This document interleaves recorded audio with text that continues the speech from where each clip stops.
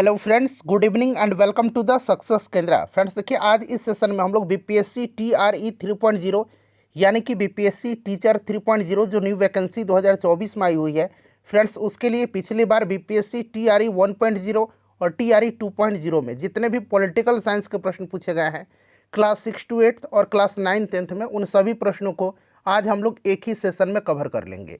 और देखिए, यह सेशन जो है क्लास 11-12 के लिए भी इम्पॉर्टेंट है, क्योंकि आपका जो पॉलिटिकल साइंस का जो सिलेबस है सभी में एक समान है और प्रश्न भी लगभग वही होता है। इसीलिए क्लास 6 to 8, क्लास 9 10th और क्लास 11-12 के लिए ये पॉलिटिकल साइंस का सेशन बड़ा ही इम्पॉर्टेंट है। ठीक है ना फ्रेंड्स, इसको ध्यानपूर्वक जरूर देखिएगा। और देखिए, चैनल पर अगर आप पहली बार विजिट कर रहे हैं तो चैनल को सब्सक्राइब कर लीजिए और जो बगल में बेल आइकन है, घंटी का निशान है, उसको भी जरूर दबा लीजिएगा, ताकि जब भी बीपीएससी टीआरई 3.0 से संबंधित कोई भी इम्पोर्टेंट वीडियो अपलोड किया जाए तो उसका नोटिफिकेशन सबसे पहले आपके पास पहुंच जाए। तो चलिए फ्रेंड्स, बिना देरी किए हुए आज का सेशन स्टार्ट करते हैं। एक बार सभी लोग प्लीज़ जल्दी से सेशन को लाइक कर दीजिए। सभी लोग एक बार सेशन को लाइक कर देंगे और फटाफट इसका लिंक किसी भी एक ग्रुप में जहाँ कहीं भी आप हैं वहाँ पर इसको शेयर कर दीजिए। चलिए फ्रेंड्स, आज का सेशन हम लोग अब स्टार्ट करते हैं। तो फ्रेंड्स, जैसे मैंने आपको बताया है कि आज इस सेशन में हम लोग बीपीएससी टीआरई 3.0 के लिए फ्रेंड्स बीपीएससी टीआरई 1.0 और टीआरई 2.0 में जितने भी पॉलिटिकल साइंस के प्रश्न क्लास 6 to 8 और क्लास 9 10th में पूछे गए हैं, उन सभी प्रश्नों को आज हम लोग एक ही सेशन में कवर करेंगे। और देखिए, यह जो आज का सेशन है क्लास 11-12 के लिए उतना ही इम्पोर्टेंट है जितना कि क्लास 6 to 8 और क्लास 9 10th के लिए महत्वपूर्ण है। चूँकि पॉलिटिकल साइंस का सिलेबस सभी में एक समान लगभग होता है, तो ये प्रश्न क्लास 11-12 के लिए भी उतना ही इम्पोर्टेंट है जितना क्लास 6 to 8 और क्लास 9 10th के लिए इम्पोर्टेंट है। सभी लोग इस सेशन को ध्यानपूर्वक देखिएगा। बेहतरीन तरीके से मैं आपको समझाऊंगा और बहुत ही बेहतरीन तरीके से आप इन सभी प्रश्नों को कम समय में रिवीजन भी कर लेंगे। चलिए स्टार्ट करते हैं। एक बार सभी लोग पहले प्लीज़ जल्दी से सेशन को लाइक कर दिएगा। चलिए पहला प्रश्न पढ़ेंगे आज के सेशन का कि भारत के संविधान में निम्नलिखित में से किस भाषा को राष्ट्रभाषा का दर्जा दिया गया है। प्रश्न को जब भी पढ़िएगा ध्यानपूर्वक पढ़िएगा। देखिए, राष्ट्रभाषा का दर्जा दिया गया है, यह प्रश्न में पूछा जा रहा है। सभी लोग आंसर कमेंट करते चलिएगा और जो भी मैं एक्सप्लेन करूंगा उसको भी ध्यानपूर्वक सुनिएगा। इससे क्या होगा कि एक प्रश्न के साथ साथ आपके 2 से 3 प्रश्न जो हैं कवर होते चलेंगे। तो फ्रेंड्स देखिए, इनमें से कोई भी ऐसी भाषा नहीं है जिसको कि राष्ट्रभाषा का दर्जा दिया गया है। ऑप्शन नंबर यहाँ पर ई राइट आंसर हो जाएगा, उपरोक्त में से कोई नहीं। देखिए, भारतीय संविधान का जो भाग 17 है, यहाँ मैं लिख देता हूँ भारतीय संविधान का भाग 17, ठीक है ना। भाग 17 में अनुच्छेद 343 से लेकर के 351 तक में जो है राजभाषा का उल्लेख किया गया है। यानी कि भाग 17 अनुच्छेद 343 से 351 यह राजभाषा से संबंधित है। किससे संबंधित है? राजभाषा से संबंधित है, राष्ट्रभाषा से नहीं, राजभाषा से संबंधित है। क्लियर? आगे जो भी मैं पॉइंट्स आपको बता रहा हूँ उसको ध्यान से सुनिएगा। देखिए, अनुच्छेद 343 जो आर्टिकल 343 है, इसमें कहा गया है कि देवनागरी लिपि में लिखी जाने वाली हिंदी संघ की राजभाषा होगी, संघ की राजभाषा होगी। और देखिए, राजभाषा का तात्पर्य क्या है? तो संविधान द्वारा सरकारी कामकाज, प्रशासन, संसद और विधानमंडलों तथा न्यायिक कार्यकलापों के लिए स्वीकृत भाषा, ठीक है ना, इसका मतलब है राजभाषा। और देखिए फ्रेंड्स, भारतीय संविधान की 8वीं अनुसूची जो है ना, 8वीं अनुसूची, इसमें टोटल 22 भाषाओं का उल्लेख किया गया है। ये भी आप साथ साथ ध्यान रखिएगा। और अनुच्छेद 351 जो है, अनुच्छेद 351 यह हिंदी भाषा के विकास के लिए निर्देश देता है। तो यह भी आप ध्यान रखिएगा। कितना क्वेश्चन मैंने आपको करा दिया? 5-6 क्वेश्चन करा दिया। इसलिए मैं बोल रहा हूँ कि जो भी मैं एक्सप्लेन करूँगा उसको ध्यानपूर्वक जरूर सुनिएगा। ऑप्शन नंबर ई राइट आंसर हो जाएगा। चलिए अगला प्रश्न करेंगे। दूसरा प्रश्न पढ़ेंगे कि भारतीय कैबिनेट में पहली महिला थी। आंसर सभी लोग कमेंट करते चलेंगे, सबको आंसर कमेंट करना है। देखिए फ्रेंड्स, ध्यान दीजिए, भारतीय कैबिनेट में पहली महिला जो थी ये राजकुमारी अमृत कौर थी। राजकुमारी अमृत कौर, ठीक है ना। देखिए, स्वतंत्र भारत का जो पहला मंत्रिमंडल गठित किया गया था पंडित जवाहरलाल नेहरू के नेतृत्व में, उसमें राजकुमारी अमृत कौर एकमात्र महिला कैबिनेट मंत्री थी। और राजकुमार अमृत कौर ने स्वास्थ्य मंत्री का पद संभाला था, यानी कि इनको स्वास्थ्य मंत्रालय का प्रभार दिया गया था। और साथ ही साथ फ्रेंड्स, यह स्वतंत्र भारत के दूसरे मंत्रिमंडल में भी यानी कि पहला और दूसरा दोनों मिलाकर के 10 वर्षों तक इन्होंने सेवा दिया है। और देखिए सरोजनी नायडू जो थी यह भारत की पहली महिला राज्यपाल बनी थी। ठीक है ना फ्रेंड्स, तो यह भी आप ध्यान रखिएगा। और इंदिरा गांधी के बारे में आपको पता ही है कि यह स्वतंत्र भारत की पहली महिला प्रधानमंत्री हैं। ठीक है ना, तो ऑप्शन नंबर यहाँ पर बी राइट आंसर हो जाएगा। चलिए अगला प्रश्न कि स्वतंत्र पार्टी के संस्थापक कौन थे। स्वतंत्र पार्टी के संस्थापक कौन थे। ये सारे प्रश्न पिछली बार बीपीएससी टीआरई 1.0 और टीआरई 2.0 में पूछे गए हैं। बताएंगे सभी लोग, इसका आंसर कमेंट करिएगा कि स्वतंत्र पार्टी के संस्थापक कौन थे। तो देखिए स्वतंत्र पार्टी के संस्थापक सी राजगोपालाचारी थे। कौन थे? सी राजगोपालाचारी थे। स्वतंत्र पार्टी भारत की एक राजनीतिक दल जिसकी स्थापना 1959 में 1959 में चक्रवर्ती राजगोपालाचारी ने किया था। और चक्रवर्ती राजगोपालाचारी भारत के अंतिम गवर्नर जनरल थे और भारत के सर्वोच्च नागरिक पुरस्कार भारत रत्न 1954 में जो इन्हें प्रदान किया गया था इनको दिया गया था। उसके बाद आपका डॉक्टर सर्वपल्ली राधाकृष्णन जी को दिया गया था और सीवी रमन को दिया गया था, तो उनमें भी ये शामिल थे। तो इसको भी आप ध्यान रखिएगा। 1954 में इनको भारत रत्न से भी सम्मानित किया गया था। क्लियर ना।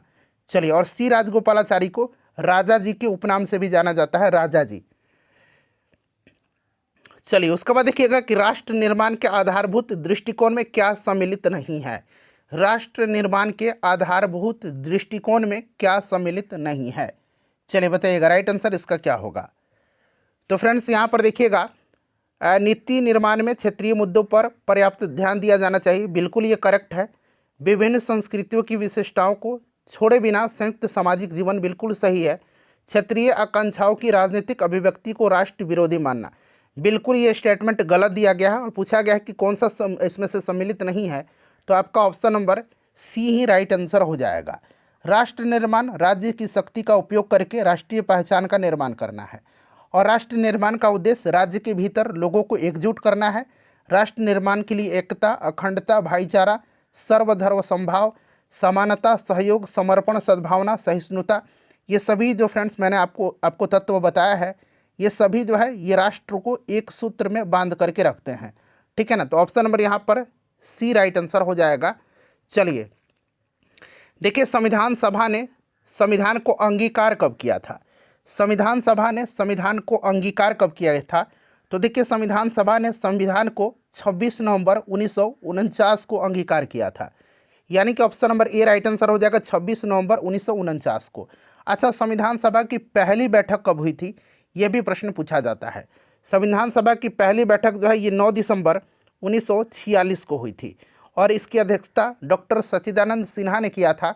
और डॉक्टर सच्चिदानंद सिन्हा संविधान सभा के पहले अस्थायी अध्यक्ष थे। ठीक है ना, ये अस्थायी अध्यक्ष बने थे। क्लियर। चलिए उसके बाद जो है डॉक्टर राजेंद्र प्रसाद को संविधान सभा का अस्थायी अध्यक्ष चुना गया था। क्लियर ना, तो इन सबको फ्रेंड्स आप ध्यान रखिएगा। ठीक है ना। चलिए, और संविधान निर्माण में कितना समय लगा था, 2 वर्ष 11 महीने और 18 दिन। ये आपको कंठस्थ याद रखना है। ठीक है ना। चलिए उसके बाद अगला प्रश्न कर लेंगे। नेक्स्ट क्वेश्चन है हमारा कि इनमें से कौन संविधान सभा में उपाध्यक्ष थे। संविधान सभा में उपाध्यक्ष जो थे इसमें कौन थे। तो अगर हम प्रश्न के हिसाब से बात करें तो संविधान सभा के 2 उपाध्यक्ष थे, एक डॉक्टर एच.सी. मुखर्जी और एक आपका बी.टी. कृष्णामाचारी। ठीक है ना, तो यहाँ से देखिएगा एच.सी. मुखर्जी दिया गया है, ऑप्शन ए यहाँ पर राइट आंसर हो जाएगा। और दूसरे कौन थे, तो बी.टी. कृष्णामाचारी। ठीक है ना। और देखिए फ्रेंड्स अभी मैंने आपको बताया था कि संविधान सभा की पहली बैठक 9 दिसंबर 1946 को हुई थी और अंतिम बैठक 24 जनवरी 1950 को हुई थी। इसको भी आप नोट डाउन कर लीजिएगा, अंतिम बैठक 24 जनवरी 1950 को हुई थी। क्लियर ना।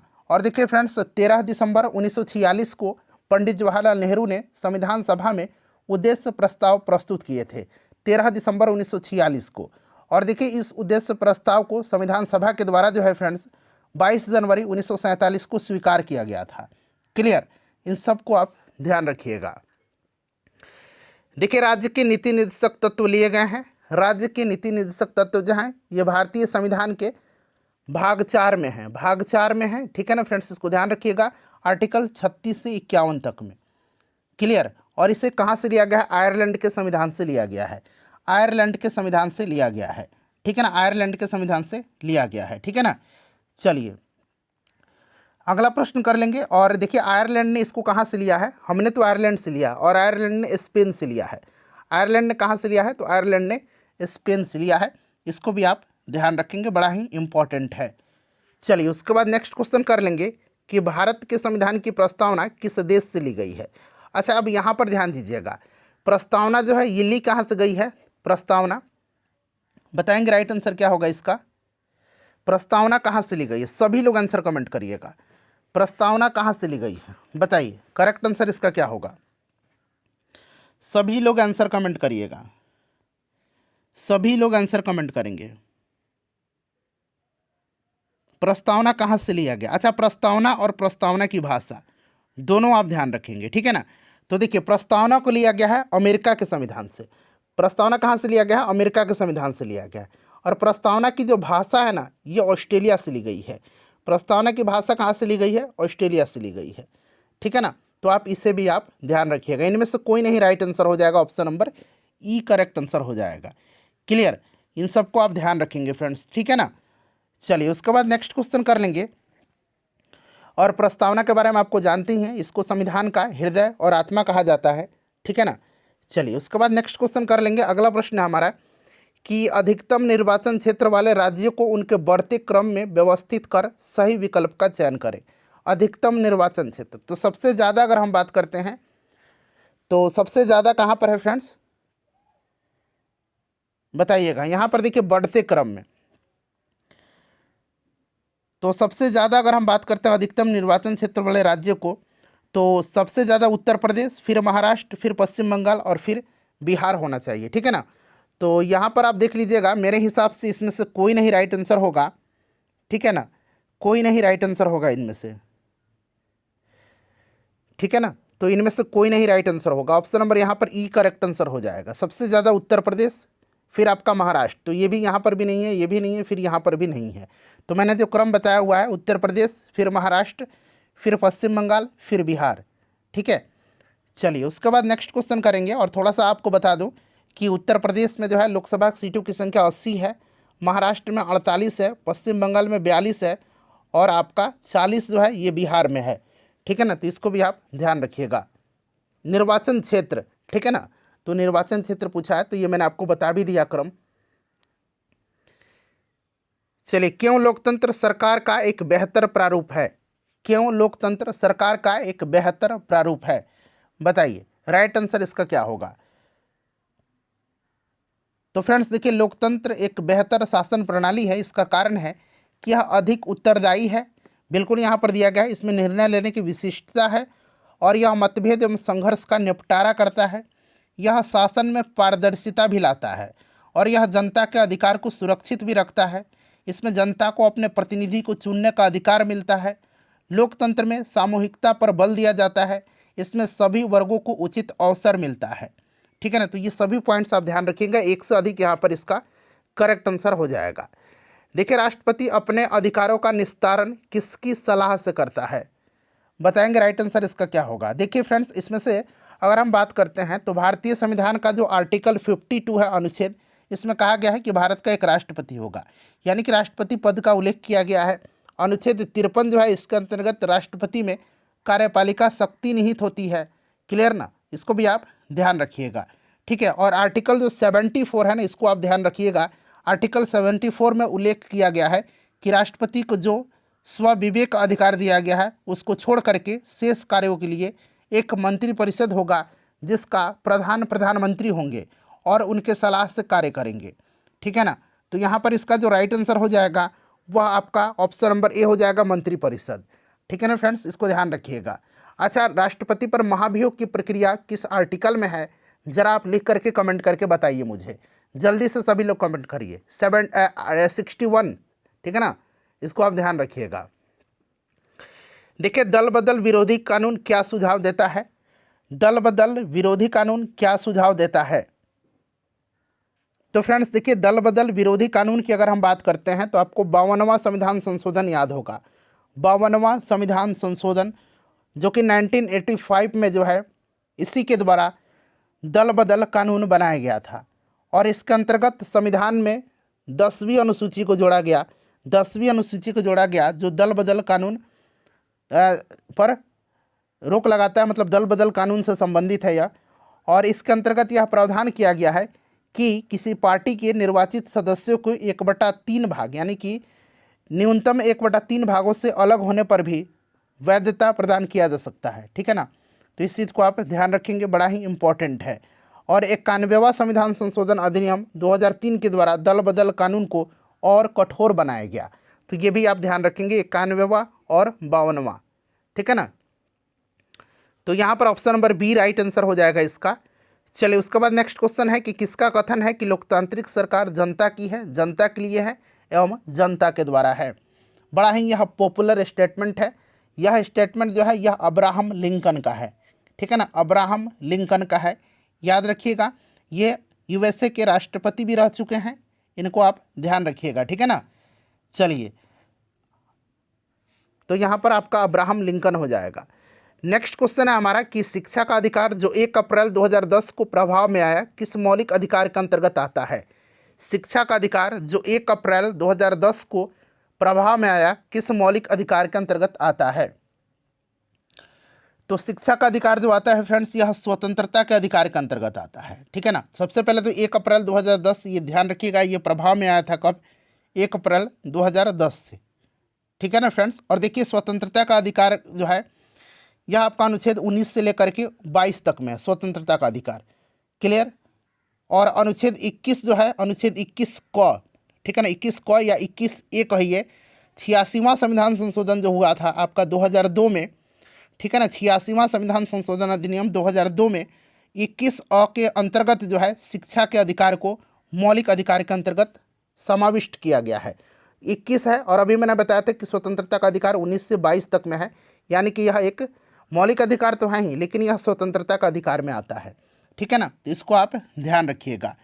चलिए उसके बाद नेक्स्ट क्वेश्चन कर लेंगे। अगला प्रश्न हमारा है कि किस संशोधन अधिनियम द्वारा संविधान में मौलिक कर्तव्य 1976 में निहित हुए।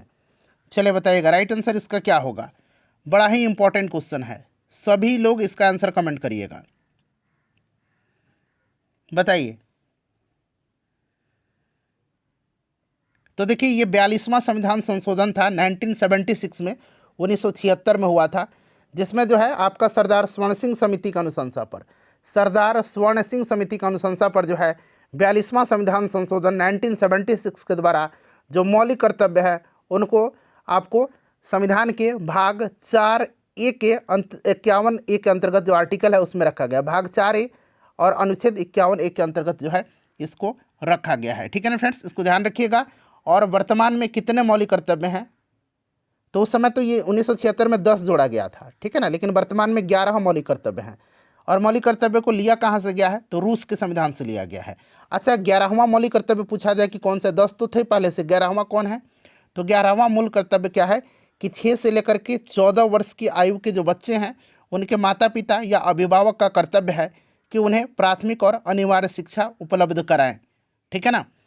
चलिए ये 86वां संविधान संशोधन 2002 के द्वारा जो है इसको जोड़ा गया है, 86वां संविधान संशोधन के द्वारा। चलिए उसके बाद देखिए इनमें से कौन संविधान सभा का सदस्य नहीं था।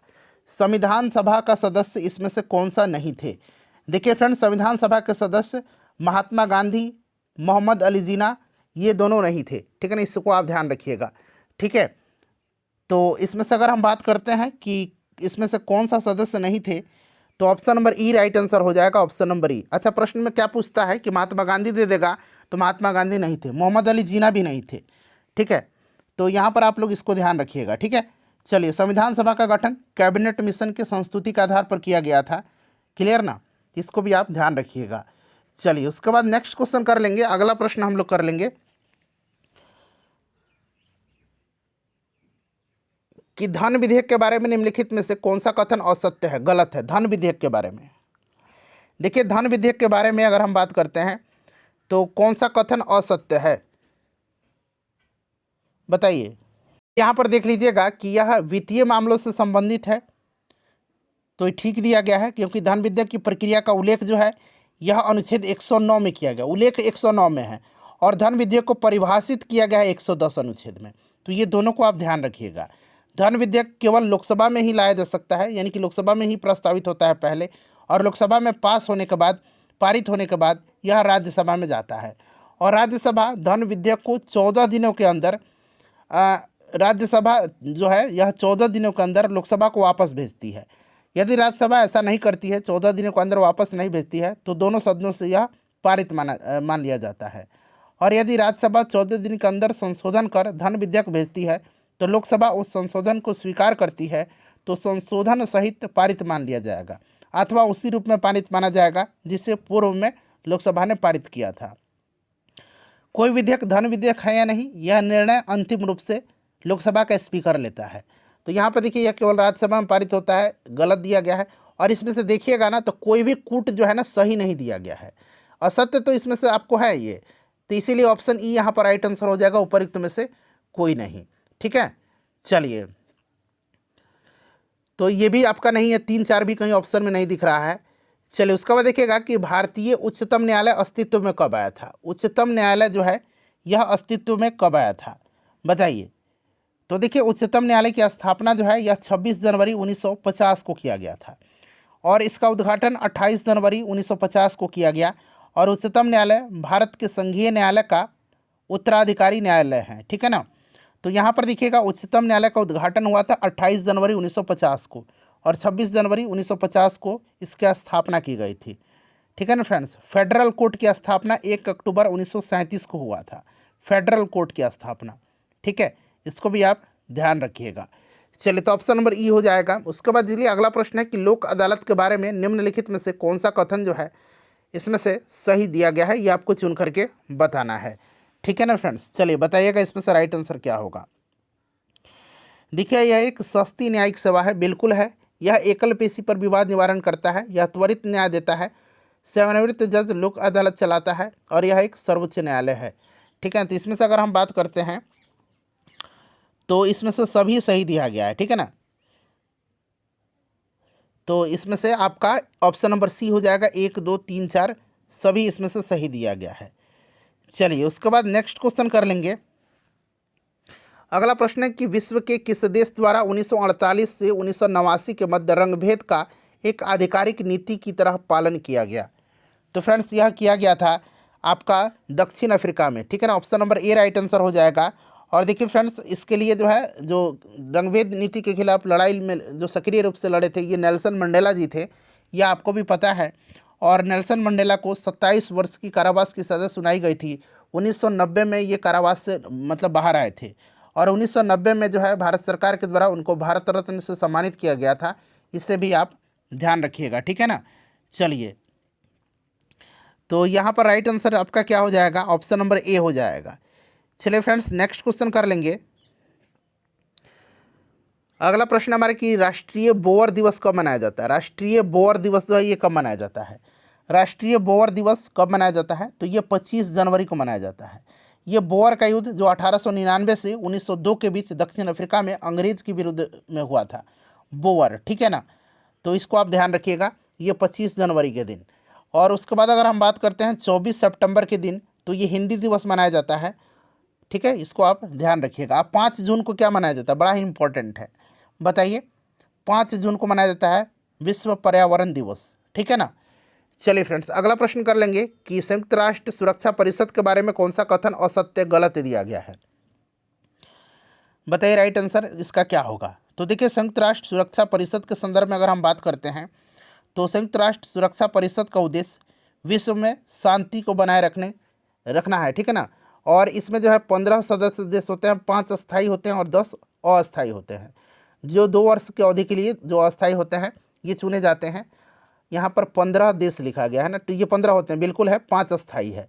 तो 5 अस्थायी हैं, क्लियर। कौन कौन से, अमेरिका, रूस, फ्रांस, ब्रिटेन और चीन। ठीक है ना फ्रेंड्स, इसको आप ध्यान रखिएगा। चलिए, और उसके बाद देखिएगा कि प्रत्येक अस्थायी सदस्य के पास विटो शक्ति है, बिल्कुल। प्रत्येक जो 5 अस्थायी सदस्य हैं इनके पास विटो पावर होता है।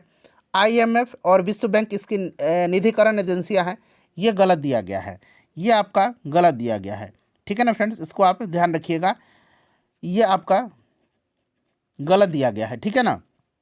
तो यही आपका पूछा गया है कि कौन सा गलत है, तो ऑप्शन नंबर सी जो होगा यहाँ पर इसका राइट आंसर हो जाएगा। चलिए, उसके बाद नेक्स्ट क्वेश्चन कर लेंगे कि चुनावी कदाचारों पर निम्नलिखित में से कौन सा कथन प्रतिभारित है। चलिए बताइएगा राइट आंसर इसका क्या होगा।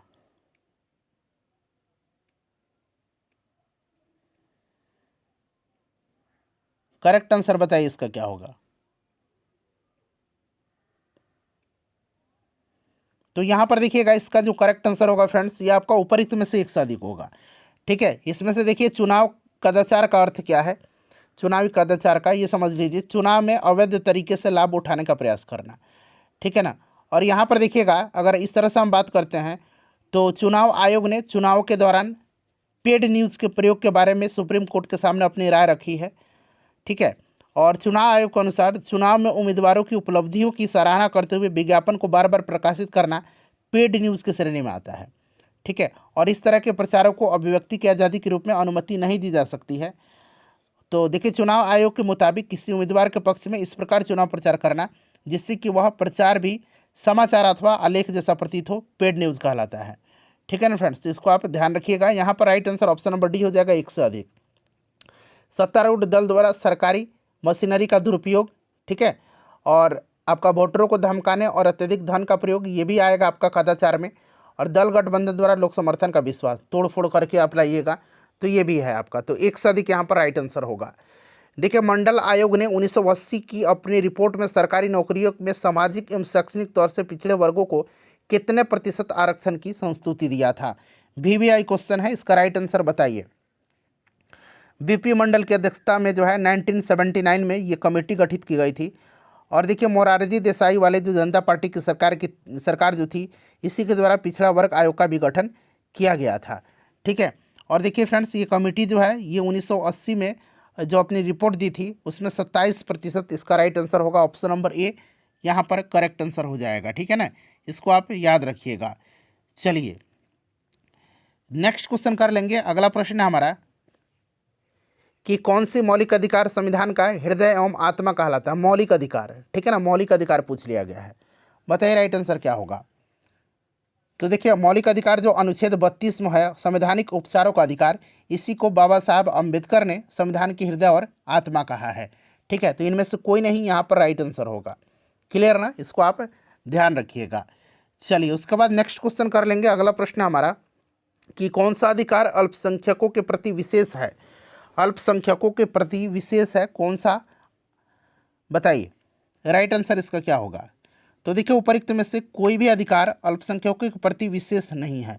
मतलब यहाँ से देख लीजिए ऑप्शन नंबर ई यहाँ पर राइट आंसर हो जाएगा। ठीक है ना, अल्पसंख्यकों से संबंधित मौलिक अधिकार का उल्लेख जो है यह आर्टिकल 29 और आर्टिकल 30 में है। ठीक है ना, 29-30 में है। अनुच्छेद 29 में अल्पसंख्यकों के भाषा, लिपि और संस्कृति से संबंधित है। ठीक है, और अनुच्छेद 30 में शिक्षा संस्थान की स्थापना, प्रशासन करने के लिए अल्पसंख्यक वर्गों के अधिकार से संबंधित है। इसको भी आप ध्यान रखिएगा। ठीक है ना, चलिए तो इसमें से आपका कोई भी नहीं है ना। ठीक है ना, तो कोई नहीं, ऊपर में से कोई भी आपका नहीं है। चलिए उसके बाद नेक्स्ट क्वेश्चन है संविधान सभा के बारे में क्या सही नहीं है। क्या इसमें से सही नहीं है, चलिए बताइएगा इसका राइट आंसर क्या होगा संविधान सभा के बारे में। तो देखिए फ्रेंड्स संविधान सभा की बात करते हैं तो इसकी 1946 में संविधान सभा की जो है, एक मिनट रुकिए, जुलाई में नहीं हुई थी, 9 दिसंबर 1946 को दिसंबर में हुई थी। तो ये तो आपका गलत हो गया। और इसमें आपके 300 से अधिक सदस्य थे। बिल्कुल संविधान सभा में 389 सदस्यों का प्रावधान किया गया था। ठीक है, तो ये आपका सही हो गया। और इसने 1935 का अधिनियम से बहुत से विवरण एवं विधियों, यहाँ पर देखिए विधेयकों, ठीक है ना, विधियों का अभिग्रहण किया है। ये भी आपका सही है। तो ये वाला दिसंबर में हुआ था, तो ये वाला सही नहीं है। ऑप्शन नंबर यहाँ पर बी इसका राइट आंसर होगा। ठीक है ना फ्रेंड्स, चलो उसके बाद देखिएगा कि निम्नलिखित में से कौन सा बेल्जियम मॉडल का तत्व नहीं है। बेल्जियम मॉडल का तत्व इसमें से कौन सा नहीं है, बताइए। बेल्जियम मॉडल का तत्व जो है ये आपका क्या होगा। तो बेल्जियम मॉडल जो है इसका तत्व, बेल्जियम का संविधान निर्दिष्ट करता है कि केंद्र सरकार में डच और फ्रेंच बोलने वाले मंत्रियों की संख्या बराबर हो। तो यहाँ पर देखिए सरकार है जिसमें फ्रेंच और डच भाषा दोनों समुदाय को समान प्रतिनिधित्व, बिल्कुल सही दिया गया है। ठीक है ना, उसके बाद यहाँ पर देख लीजिएगा कि आपका ब्रुसेल्स में एक अलग सरकार है। ठीक है, जिसमें फ्रांसीसी और डच दोनों का समान प्रतिनिधि है। उसके बाद देख लीजिए, इसमें बेल्जियम में एक तीसरी प्रकार की सरकार है जिसे सामुदायिक सरकार कहा जाता है। सामुदायिक सरकार कहा जाता है, बिल्कुल सही है।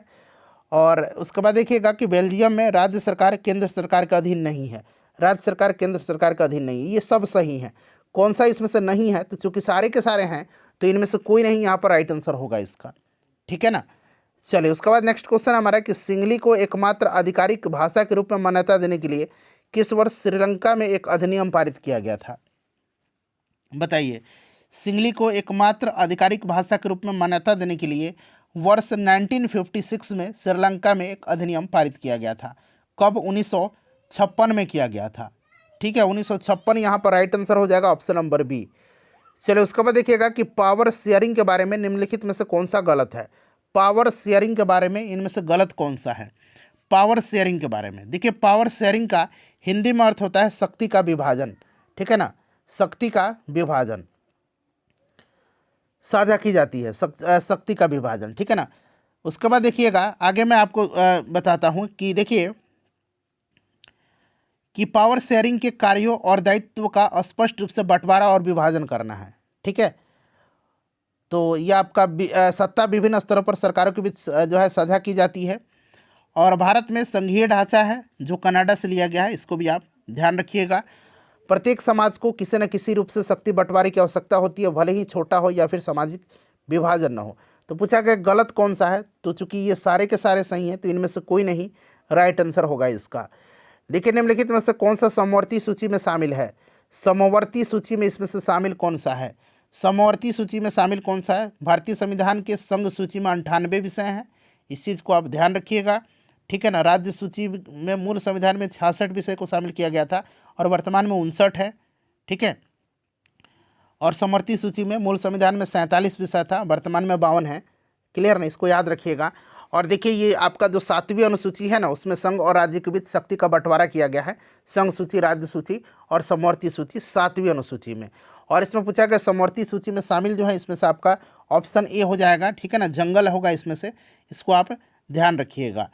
चलिए, उसके बाद नेक्स्ट क्वेश्चन कर लेंगे। अगला प्रश्न है हमारा कि और कृषि पुलिस शायद राज्य सूची का विषय है, एक बार आप मुझे कमेंट करके बताइए। तो निम्नलिखित में से किस देश में सार्वजनिक जीवन में महिलाओं की भागीदारी सबसे कम है? सबसे कम कहाँ पर है सार्वजनिक जीवन में? तो फ्रेंड्स, ये चाइना में है, ठीक है ना। चाइना में है, यहाँ पर option number C right answer हो जाएगा, चाइना। चलिए, उसके बाद अगला प्रश्न करेंगे। नेक्स्ट क्वेश्चन है हमारा कि समान पारिश्रमिक अधिनियम 1976 क्या प्रदान करता है? समान पारिश्रमिक अधिनियम जो है 1976, यह क्या प्रदान करता है? तो फ्रेंड्स देखिए, इसका राइट आंसर हो जाएगा आपका ऑप्शन नंबर बी, सभी वर्गों सभी लिंगों के लिए समान वेतन, ठीक है ना। समान कार्य के लिए समान वेतन लैंगिक भेदभाव को समाप्त करने की एक सशक्त माध्यम है, ठीक है। इसको आप ध्यान रखिएगा। भारतीय संविधान का जो आर्टिकल 39D है ना, इसमें समान कार्य के लिए समान वेतन का प्रावधान किया गया है। चलिए, उसके बाद नेक्स्ट क्वेश्चन करेंगे। अगला प्रश्न है कि महात्मा गांधी कहा करते थे कि खाली स्थान है को राजनीति से कभी अलग नहीं किया जा सकता है। तो राइट आंसर आपको पता है ना क्या होगा? धर्म को राजनीति से कभी अलग नहीं किया जा सकता है। ये गांधी जी का स्टेटमेंट है, इसको आप ध्यान रखिएगा। प्रश्न पूछा जाएगा इस तरह से कि किसने कहा था कि धर्म को राजनीति से कभी अलग नहीं किया जा सकता है, तो आपको याद रखना होगा महात्मा गांधी। चलिए, लोकतंत्र के बारे में निम्नलिखित में से कौन सा इसमें से सही दिया गया है? चलिए बताइएगा, इसमें से कौन सा सही दिया गया है? करेक्ट आंसर बताइए। तो लोकतंत्र में के बारे में अगर इसमें से हम बात करते हैं तो भ्रष्टाचार रहित है, ऐसा बिल्कुल नहीं है। भ्रष्टाचार तो है ही हमारे लोकतंत्र में भी। लोकतंत्र अनियमित है, ऐसा नहीं है, ठीक है ना। देखिए, लोकतंत्र जो है ना, इसके बारे में मैं आपको बताता हूँ। इसमें से सबसे पहले देखिए, लोकतंत्र अक्सर ज़रूरतों को विफल करता है और लोगों की मांगों को अनदेखा करता है। इसमें कौन सा सही दिया गया है? तो यहाँ पर देखिएगा, लोकतंत्र आज विश्व में सबसे लोकप्रिय शासन पद्धति है, ठीक है ना। और लोकतंत्र जो है, लोकतंत्र शासन प्रणाली, ये राजतंत्र को समाप्त कर स्थापित किया गया है। और लोकतंत्र का आधुनिक समय में शुरुआत अमेरिका में हुआ था। भारत विश्व का सबसे बड़ा लोकतांत्रिक देश है, इस चीज़ को भी आप ध्यान रखिएगा। और देखिए, नेताओं द्वारा चुनाव के कुछ माह पूर्व चुनाव के दिनों तक केवल जनता के साथ ऊपरी तौर पर जुड़ाव होता है, उसके बाद उनकी ज़रूरतों को अनदेखी किया जाता है। तो अक्सर ज़रूरतों को विफल करता है और लोगों की मांगों को अनदेखा करता है। इसीलिए मैंने ये स्टेटमेंट आपको सही बताया है। चलिए, निम्नलिखित में से कौन सी भूमिका राजनीतिक दलों द्वारा नहीं निभाई जाती है? चलिए बताइएगा इसमें राइट आंसर क्या हो जाएगा। देखिए, इसमें से कौन सा जो है राजनीतिक दलों द्वारा नहीं निभाया जाता है। ठीक है फ्रेंड्स, तो यहाँ पर देखिएगा आपका, वे देश के लिए कानून बनाते हैं, राजनीतिक पार्टियां नहीं कानून बनाती हैं। ठीक है ना, तो ये चीज़ तो आपका ये गलत हो गया। ठीक है, उसके बाद देखिएगा कि एक पार्टी दूसरी पार्टी को सरकार बनाने में सहयोग करती हैं, तो ऐसा करती हैं और उनके विचार और मत समान हो सकते हैं सभी मुद्दे पर। ठीक है ना, सभी मुद्दों पर समान हो सकते हैं, ऐसा नहीं है कि सभी मुद्दों पर समान हो सकते हैं, इसीलिए एक से अधिक यहाँ पर राइट आंसर इसका होगा। चलिए, उसके बाद देखिए, एक राज्य पार्टी बनने के लिए एक पार्टी को राज्य की विधानसभा के चुनाव में कुल वोटों में से कम कितना सुरक्षित करना पड़ता है, बताइए। अब यहाँ पर देखिएगा प्रश्न को ध्यान से पढ़ने के बाद कि एक राज्य पार्टी बनने के लिए एक पार्टी को राज्य की विधानसभा के चुनाव में कुल वोटों में से कम कितना सुरक्षित करना होगा। तो देखिए फ्रेंड्स, 2011 में यह प्रावधान जोड़ा गया कि यदि कोई राजनीतिक पार्टी लोकसभा या विधानसभा में एक भी सीट नहीं जीतता है, लेकिन कुल वैध मत का अगर 8% मत प्राप्त कर लेता है, तो वह राज्य स्तरीय पार्टी का दर्जा उसको दिया जाएगा। वैसे आप लोग 6% भी कहेंगे। तो देखिए फ्रेंड्स, आपको किसी राजनीतिक दल को राज्य स्तर मतलब दल होने के लिए वैध मत का 6% मत प्राप्त करता है। ठीक है ना, लेकिन 2011 में यह प्रावधान था जो मैंने आपको बताया है। चलिए, निम्नलिखित में से कौन सा देश एक साथ अपने आने वाले संघ के अंतर्गत आता है? एक साथ आने वाले संघ के अंतर्गत बताइए। तो इसका राइट आंसर आपका स्विट्जरलैंड हो जाएगा। स्विट्जरलैंड देश एक साथ आने वाले संघ के अंतर्गत आता है। ठीक है, स्विट्जरलैंड में बहुदेशीय बहुदलीय शासन व्यवस्था है, इसको भी आप ध्यान रखेंगे। स्विट्जरलैंड यहाँ पर राइट आंसर हो जाएगा। चलिए, उसके बाद नेक्स्ट क्वेश्चन कर लेंगे। अगला प्रश्न है हमारा कि जब केंद्र और राज्य सरकारों से शक्ति लेकर के स्थानीय सरकार को दी जाती है, तो इसे क्या कहा जाता है, बताइए। तो फ्रेंड्स, इसको विकेंद्रीकरण कहा जाता है। ठीक है ना, सत्ता का विकेंद्रीकरण आपने पढ़ा होगा। और देखिए फ्रेंड्स, विकेंद्रीकरण की शुरुआत जो है यह भारत में लॉर्ड रिपन के द्वारा किया गया था 1882 में। इसको भारत में स्थानीय स्वशासन का जनक माना जाता है, लॉर्ड रिपन को। इस चीज़ को आप ध्यान रखिएगा। ऑप्शन नंबर यहाँ पर ये राइट आंसर हो जाएगा। और एक प्रश्न मैं आपको बता रहा हूँ, प्रश्न बनता है कि स्वतंत्र भारत में सामुदायिक विकास कार्यक्रम की शुरुआत कब की गई थी? तो 2 अक्टूबर 1952 को। 2 अक्टूबर 1952 को जो है आपको सामुदायिक विकास कार्यक्रम की शुरुआत किया गया था। इस चीज़ को आप ध्यान रखेंगे। और 2 अक्टूबर 1953 को राष्ट्रीय प्रसार सेवा की शुरुआत किया गया था। 2 अक्टूबर 1953 को राष्ट्रीय प्रसार सेवा की शुरुआत। और 2 अक्टूबर 1959 को आपको राजस्थान के नागौर से पंचायती राज की शुरुआत किया गया था। तो ये सब आप याद रखिएगा। ठीक है ना। देखिए, ब्लैक पावर आंदोलन कब उभरा था? ब्लैक पावर, काली शक्ति यानी कि ब्लैक पावर आंदोलन 1966 में उभरा था। ठीक है ना, 1966 में उभरा था और यह आंदोलन यूएसए में चलाया गया था। इस चीज़ को आप ध्यान रखिएगा। चलिए, तो इसका राइट आंसर आपका 1966 हो जाएगा। उसके बाद देखिए, भारत के संविधान का कौन सा अनुच्छेद भारतीय निर्वाचन आयोग से संबंधित है?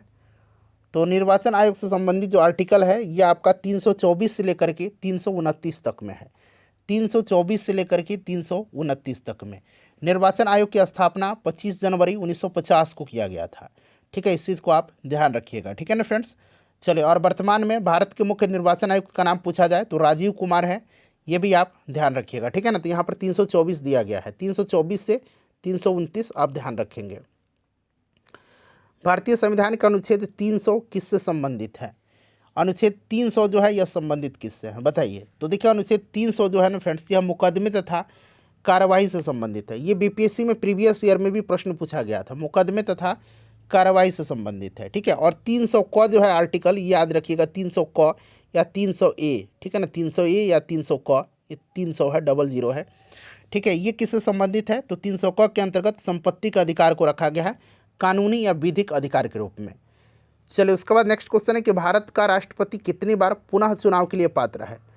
कितनी बार? तो ऐसा कोई भी सीमा निर्धारित नहीं किया गया है। ठीक है ना, तो इसका राइट आंसर हो जाएगा उपरोक्त में से कोई नहीं। ठीक है फ्रेंड्स, इसको आप ध्यान रखिएगा। और राष्ट्रपति बनने के लिए न्यूनतम उम्र सीमा 35 वर्ष है, इसे भी आप साथ साथ जरूर याद रखिएगा। ठीक है, चलिए, भारत के राष्ट्रपति कितने बार राष्ट्रपति कोई व्यक्ति बन सकता है, इसकी कोई भी जो है समय सीमा निर्धारित नहीं किया गया है। चलिए, और अनुच्छेद 53 में क्या कहा गया है कि जो संघ की कार्यपालिका शक्ति होगी वह राष्ट्रपति में निहित होगी। अनुच्छेद 52 में कहा गया कि भारत का एक राष्ट्रपति होगा।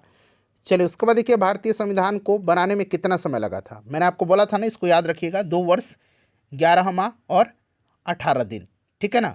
26 जनवरी 1950 से 12 मई 1952 तक अंतरिम संसद के रूप में कार्य करती रही थी संविधान सभा। इस चीज़ को आप ध्यान रखिएगा, ठीक है ना। चलिए, उसके बाद नेक्स्ट क्वेश्चन है, लोकसभा में प्रथम महिला सभापति कौन थी। लोकसभा में अध्यक्ष होते हैं, ठीक है ना, तो सभापति कोई बात नहीं, तो ये आपको मीरा कुमार हैं, आपको भी पता है। लोकसभा के प्रथम स्पीकर का नाम पूछा जाएगा तो ये जीबी मावलंकर हैं। ये सब आप याद रखिएगा, ठीक है ना। चलिए, ये 15वीं लोकसभा की अध्यक्ष थी। 16वीं लोकसभा की अध्यक्ष कौन थी? सुमित्रा महाजन थी। ये दूसरी महिला हैं जो लोकसभा की अध्यक्ष बनी थी, ठीक है। और वर्तमान में जो है ओम बिरला जी हैं, इसको आप ध्यान रखिएगा। चलिए, उसके बाद नेक्स्ट क्वेश्चन कर लेंगे। अगला प्रश्न है कि किस वर्ष राष्ट्रीय मानवाधिकार आयोग की स्थापना की गई थी। बड़ा ही इंपॉर्टेंट क्वेश्चन है ये सारे के सारे। राष्ट्रीय मानवाधिकार आयोग की स्थापना जो है यह कब किया गया था? तो फ्रेंड्स 12 अक्टूबर 1993 को इसका गठन किया गया था, ठीक है ना। राष्ट्रीय मानवाधिकार संरक्षण अधिनियम 1993 में लाया गया था और इसी के तहत राष्ट्रीय मानवाधिकार आयोग का गठन 12 अक्टूबर 1993 को किया गया था, ठीक है। चलिए, और राष्ट्रीय मानवाधिकार के आयोग के प्रथम अध्यक्ष जस्टिस रंगनाथ मिश्र थे। रंगनाथ मिश्र, इसको भी ध्यान रखिएगा। वर्तमान में जस्टिस अरुण कुमार मिश्र हैं। इस तरह से आप ध्यान रख सकते हैं, ठीक है ना। और 10 दिसंबर को विश्व मानवाधिकार दिवस प्रत्येक वर्ष मनाया जाता है। तो यहाँ पर राइट आंसर इसका ऑप्शन नंबर ई हो जाएगा, क्योंकि कब हुआ था? 1993 में हुआ था। चलिए फ्रेंड्स, अगला प्रश्न है कि संविधान सभा ने भारतीय संविधान का अनुच्छेद 360 में राष्ट्रपति को किसकी घोषणा करने का अधिकार है? 352, 356, 360। 352 में राष्ट्रीय आपातकाल, 356 में राज्यों में राष्ट्रपति शासन और 360 में वित्तीय आपातकाल। तो ये वित्तीय आपातकालीन है, ठीक है ना, इसको आप ध्यान रखिएगा। चलिए, ऑप्शन नंबर यहाँ पर ए राइट आंसर हो जाएगा इसका। चलिए, नेक्स्ट क्वेश्चन है कि 1980 में किस देश में श्वेत अल्पसंख्यक शासन से स्वतंत्रता प्राप्त की थी? सभी लोग इसका आंसर कमेंट करिएगा। इसका राइट आंसर क्या होगा? चलिए फ्रेंड्स, इसका आंसर कमेंट करिएगा। इसका राइट आंसर क्या होगा बताइए, इसका करेक्ट आंसर क्या हो जाएगा? सभी लोग आंसर कमेंट करिए, सभी लोग आंसर कमेंट करिएगा। यह देश कौन सा है? तो यह जिम्बाब्वे था, ठीक है ना। 1980 में जिम्बाब्वे ने अश्वेत अल्पसंख्यक शासन से स्वतंत्रता प्राप्त किया था। यह देश कौन सा है? जिम्बाब्वे है। जिम्बाब्वे की राजधानी कहाँ पर है? हरारे है, ठीक है ना, हरारे है। चलिए, नेक्स्ट क्वेश्चन है कि प्रजातंत्र के विरुद्ध कौन सा वैध तर्क नहीं है? प्रजातंत्र के विरुद्ध कौन सा वैध तर्क नहीं है? चलिए बताइएगा, राइट आंसर क्या हो जाएगा? तो उपरोक्त में से यहाँ पर कोई नहीं राइट आंसर हो जाएगा। यह अस्थिरता की ओर ले जाता है? बिल्कुल नहीं। यह भ्रष्टाचार की ओर ले जाता है? बिल्कुल नहीं। इसमें देरी होती है? बिल्कुल नहीं। तो इनमें से कोई नहीं राइट आंसर होगा, ठीक है ना। चलिए, प्रजातंत्र जो होता है यह स्थिरता के साथ विकास के मार्ग की ओर ले जाता है, ठीक है। और प्रजातंत्र में प्रजा का शासन पर नियंत्रण होता है, जिससे कारण भ्रष्टाचार भी रुकती है। क्लियर? तो इस चीज़ को आप ध्यान रखिएगा। देखिए, कौन सा देश सार्वभौमिक वयस्क मताधिकार का अनुसरण नहीं करता है? कौन सा देश है जो सार्वभौमिक वयस्क मताधिकार का अनुसरण नहीं करता है? तो फ्रेंड्स, यह देश कौन सा है बताइएगा। तो देखिए, एस्टोनिया, फिजी, सऊदी अरब, यह सार्वभौमिक वयस्क मताधिकार का अनुसरण नहीं करते हैं। तो उपरोक्त में से एक से अधिक यहाँ पर राइट आंसर हो जाएगा, ठीक है ना। चलिए, आधुनिक समय में न्यूजीलैंड देश में सर्वप्रथम महिलाओं को मताधिकार प्रदान किया गया था और यह अधिकार उनको 1893 में दिया गया था। इस चीज़ को याद रखिएगा। और हमारा जो आर्टिकल 326 अनुच्छेद, इसी के अंतर्गत वयस्क सार्वभौमिक मताधिकार प्राप्त है हम लोगों को, आर्टिकल 326 के अंतर्गत। चलिए, अगला प्रश्न है कि संविधान सभा की प्रथम बैठक की अध्यक्षता किसने किया था? तो ये सच्चिदानंद सिन्हा थे और अस्थायी अध्यक्ष थे। 9 दिसंबर 1946 को हुआ था, ठीक है। फिर 2 दिन के बाद 11 दिसंबर 1946 को जो बैठक हुई थी उसमें राजेंद्र प्रसाद को अस्थायी अध्यक्ष चुना गया था। ये सभी पॉइंट आपको याद होगा, ठीक है ना। चलिए आगे बढ़ें। चलिए, नेक्स्ट क्वेश्चन कर लेंगे। अगला प्रश्न है हमारा कि भारत एक प्रजातांत्रिक गणराज्य है क्योंकि भारतीय संविधान ने व्यवस्था की है। तो भारतीय संविधान ने क्या व्यवस्था किया है? निर्वाचित राष्ट्रपति की व्यवस्था किया है, ठीक है ना। तो यहाँ पर आपका ऑप्शन नंबर प्रजातांत्रिक गणराज्य है, गणराज्य, तो निर्वाचित राष्ट्रपति है इसीलिए। ठीक है, चलिए, राष्ट्रपति भारत का जो होता है, भारत देश का, ये प्रमुख होता है और राष्ट्रपति भारत का प्रथम नागरिक भी है।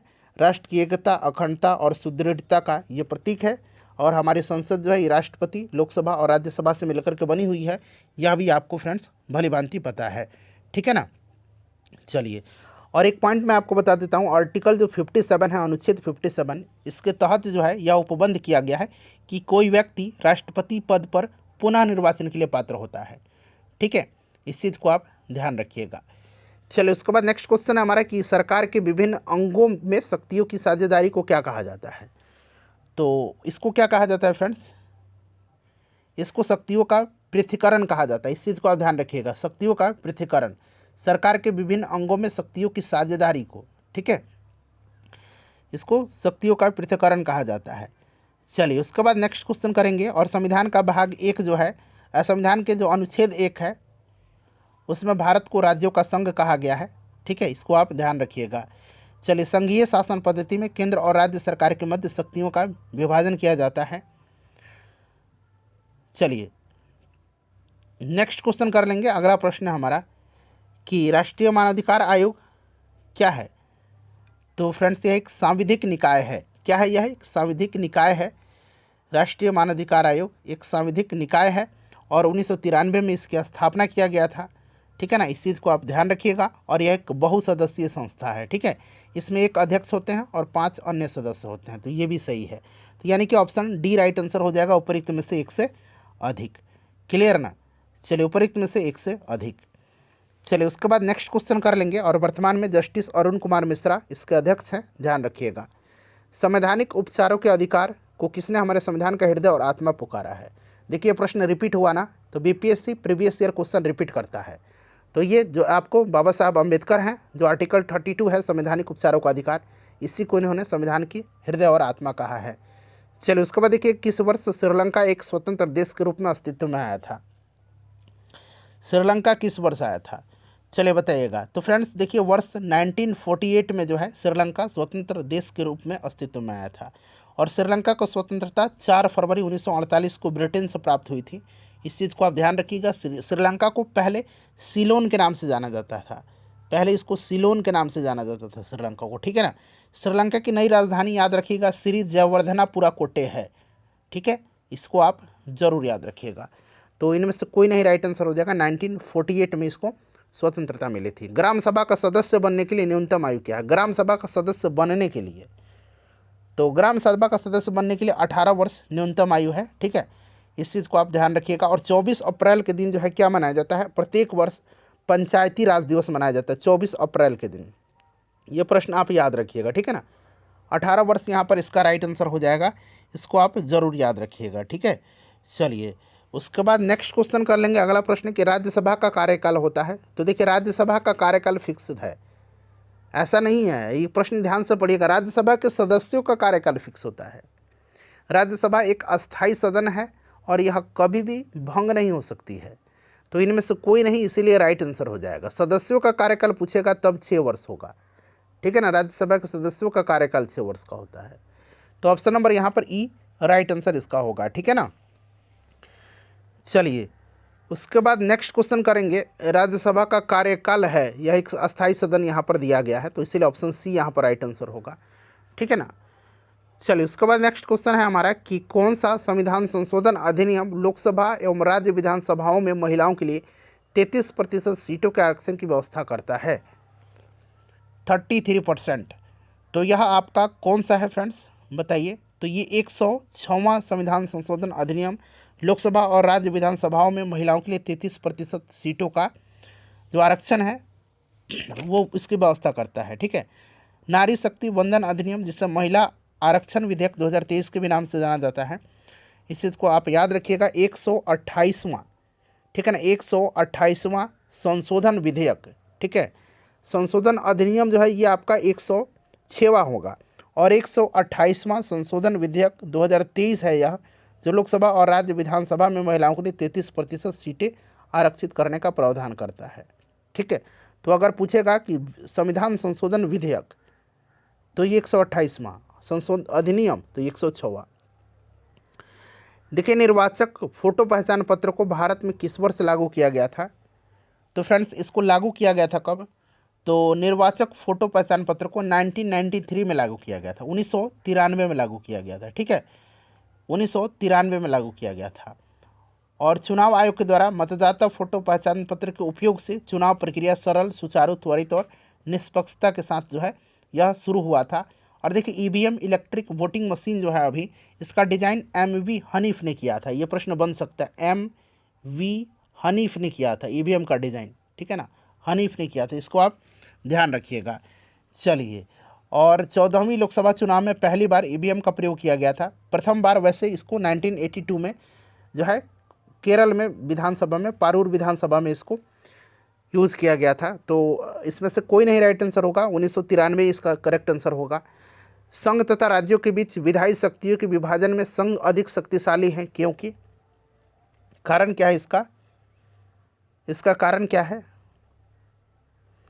तो भारत में संघीय ढांचा कनाडा से, ये आपको पता है ना, लिया गया है।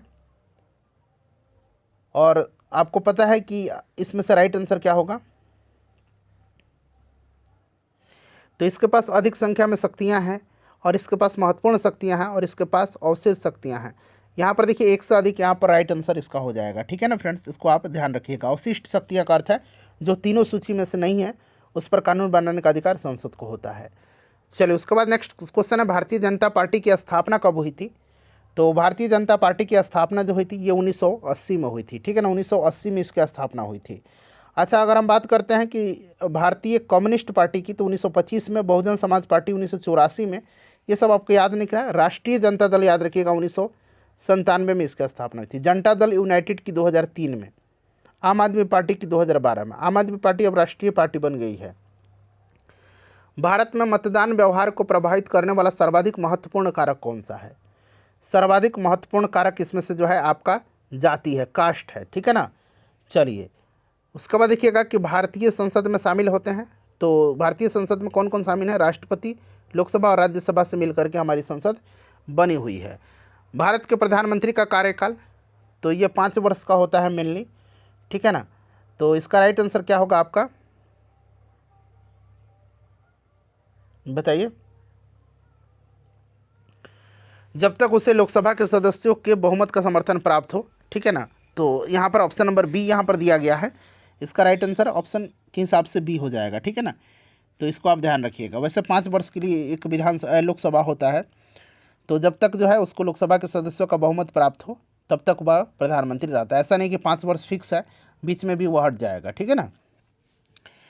चलिए, उसके बाद नेक्स्ट क्वेश्चन कर लेंगे कि भारतीय संविधान का कौन सा अनुच्छेद यह व्यवस्था करता है कि निर्वाचनों का अधीक्षण, निर्देशन और नियंत्रण निर्वाचन आयोग में निहित होगा?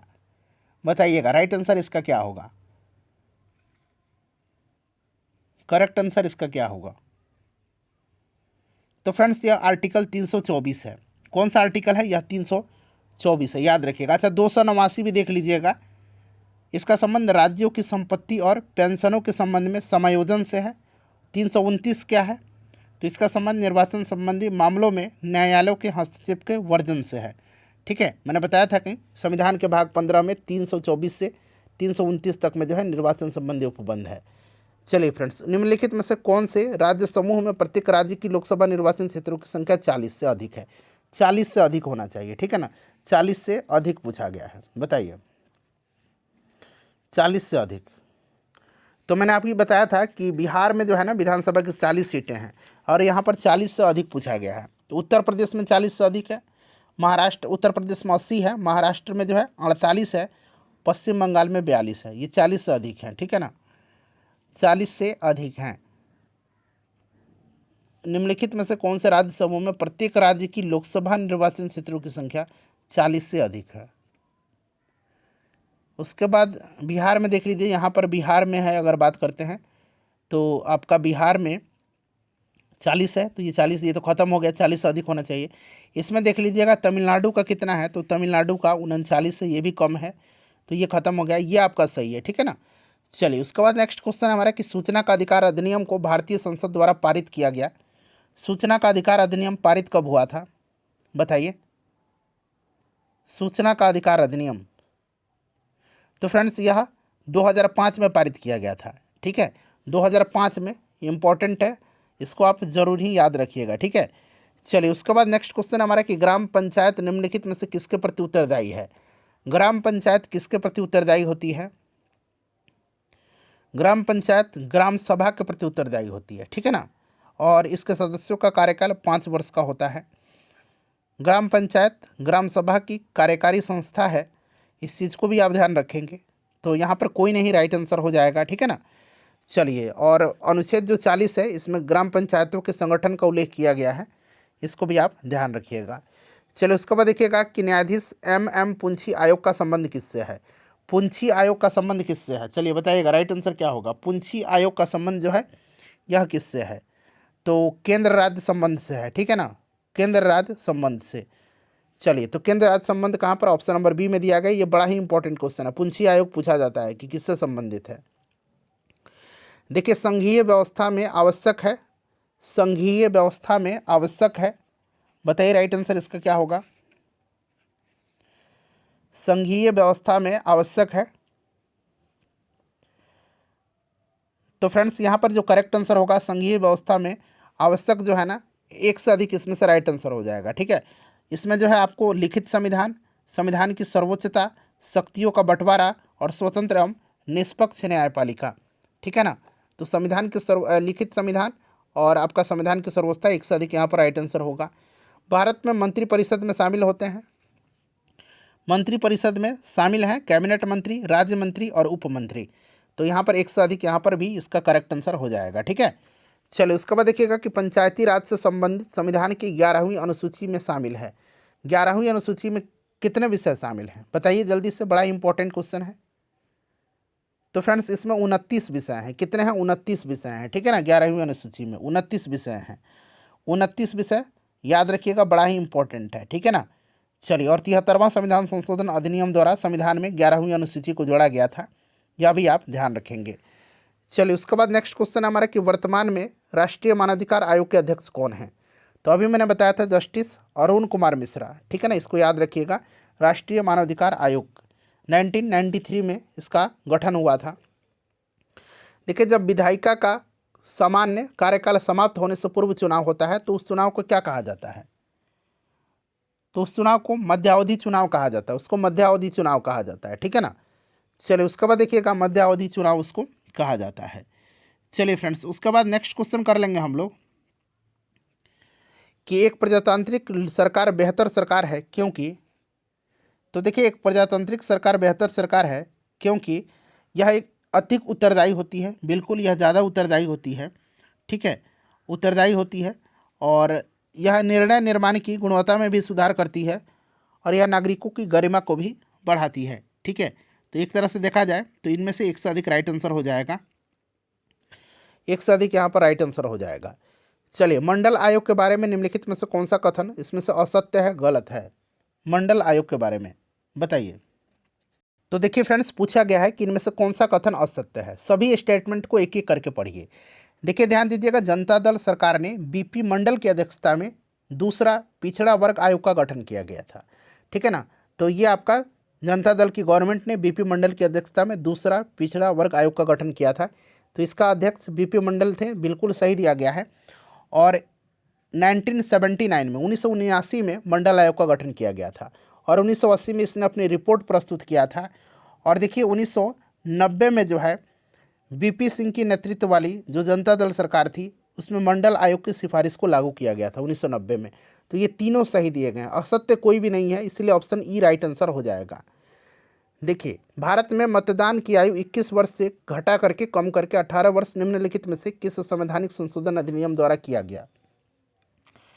तो फ्रेंड्स यह कौन सा था? तो फ्रेंड्स यह 61वां संविधान संशोधन था। ठीक है ना, 61वां, इसको आप ध्यान रखिएगा, 61वां संविधान संशोधन। क्लियर ना, इसको आप ज़रूर याद रखिएगा।